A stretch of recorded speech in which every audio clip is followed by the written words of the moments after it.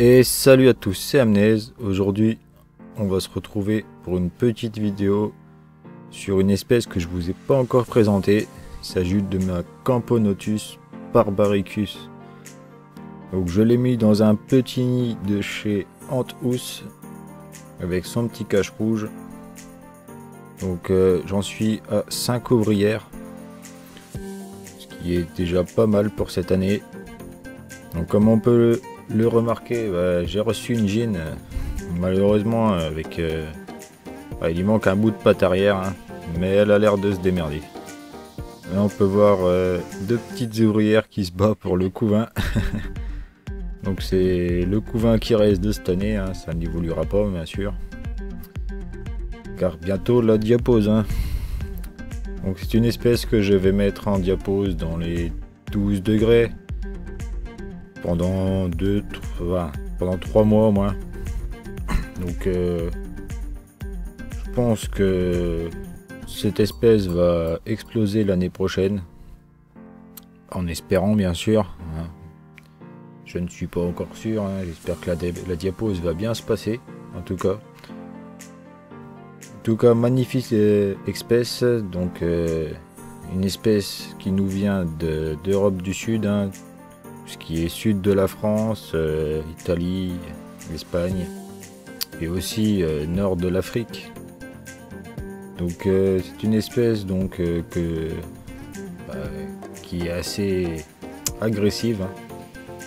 Donc comme on peut voir là dans la DC, j'ai toujours une ouvrière qui fait le guet, on va dire, qui surveille un petit peu l'entrée du nid. Donc on peut même voir qu'elle a mis des petits cailloux dans l'entrée justement pour un peu plus d'intimité.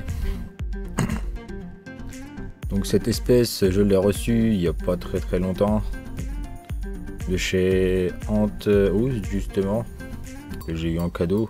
Donc j'espère que la patte qui manque à la gine, ça ne lui posera pas trop de problèmes, car d'après l'expérience de certains,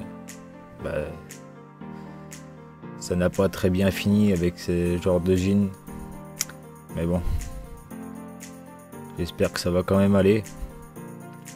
Sinon c'est une très belle espèce d'un noir brillant qui vire un peu sur le rougeâtre au niveau du thorax. Donc je vais vous montrer ça juste après. Donc on voit un petit peu les ouvrières, hein, elles sont un peu excitées. Vous pouvez voir, elles sont assez rapides, hein, avec leurs grandes pattes. Donc là on peut voir Madame Lagine qui va voir un petit peu par là. Bon, elle va revenir. Elle bouge jamais de cet endroit.